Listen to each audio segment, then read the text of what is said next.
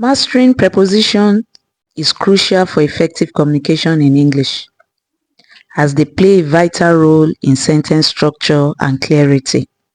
Without them, our sentences will be unclear and confusing, making it difficult for others to understand our intended meaning. Welcome back to my channel. In case this is your first time watching, this is your online English tutor at Banky's Corner. Do well to like, share and subscribe to my channel. Let's start by exploring meaning and types of prepositions. A preposition is a word used to link nouns, pronouns, or phrases to other words within a sentence. They act to connect the people, objects, time, and locations of a sentence. A nice way to think about prepositions is as the words that help glue a sentence together. In the following sentences, examples of prepositions have been bolded. The student jumped over the fence. He swam across the pool. Take your brother with you. The boy hid behind the uncompleted building.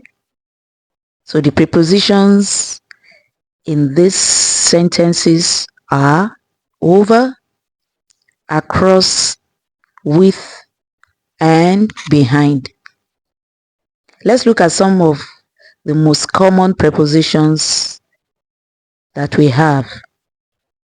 We have onto, among, beside, behind, over, on, in, at, by, inside, until, outside, below, between, under, to, from, for, of, beneath, underneath, except, up, down, without, towards, against, within, with, before, during, and so many others.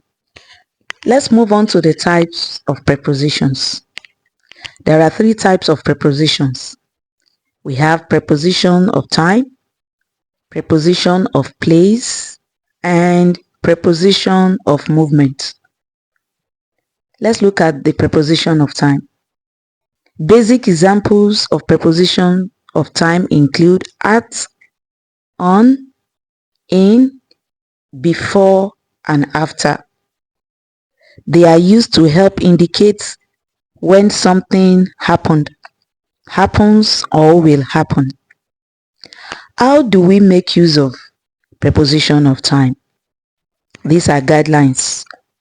The first year, we use preposition of time for years, months, seasons, centuries, and times of the day. Let's look at preposition in.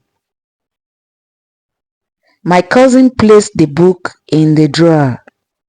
My cousin placed the book in the drawer. In is a preposition there. We eat breakfast in the morning. We eat breakfast in the morning.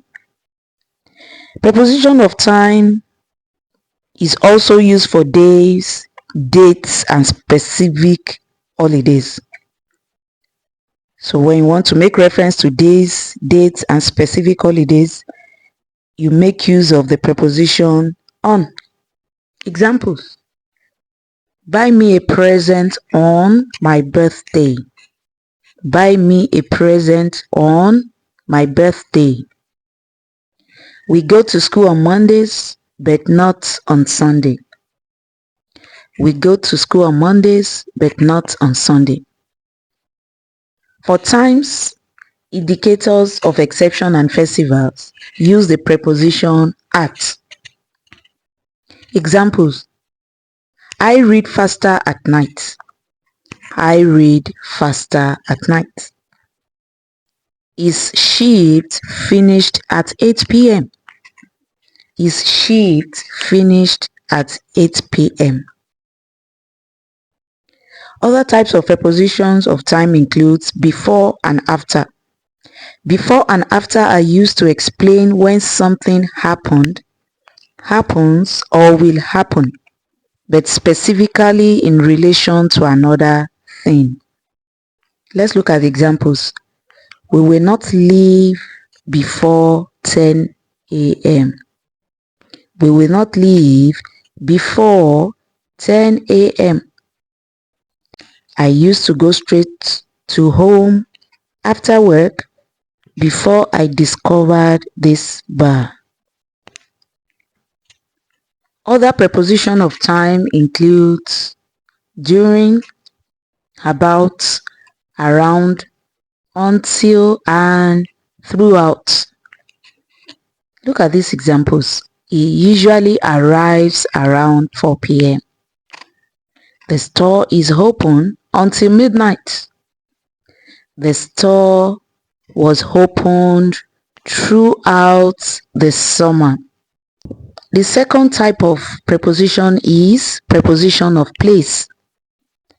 The most common prepositions of place are on, at, in. It seems similar with preposition of time, but here is a guideline. On is used when referring to something with a suffix. Examples: the images are on the page. The images are on the page. He placed the bats on the wall. He placed the bats on the wall. In is used when referring to something that is inside or within confined boundaries. Examples: the girls play in the garden. The girls play in the garden. The beer is in the jar in the fridge. The beer is in the jar in the fridge. At is used when referring to something at a specific point. We will meet at the airport. We will meet at the airport. Another example: he stood at the bus stop when I saw him. There are other prepositions of place such as under, over, inside, outside, above, and below. These preposition types refers to rigid positions rather than abstract ones. Examples: the key is locked inside the car. The key is locked inside the car. Inside is a preposition. Another example: above me, I saw a cloudy sky. They stepped outside the house. So we have inside, above, and outside as preposition of place. The third example of type of preposition is preposition of movement. These type of prepositions describe how something or someone moves from one place to another. Example: I will go to bed when I'm tired. I will go to bed when I'm tired. He has gone on vacation to India. He has gone on vacation to India. Other prepositions of movement include though, across, off, down, into. Please note this. Across refers to moving from one side to another. Across refers to moving from one side to another. The girl stood across the road. The girl stood across the road. Judith traveled across Africa on a motorcycle. Judith traveled across Africa on a motorcycle. Through refers to moving directly into something. and out the other end. Through refers to moving directly to something and at the same time out at the other end. The train passes through the tunnel. The train passes through the tunnel. Into refers to entering or looking inside something. When you want to make use of into as a preposition, it refers to entering or looking inside something. They stare into the darkness. They stare into the darkness. Janet went into the room. Janet went into the room.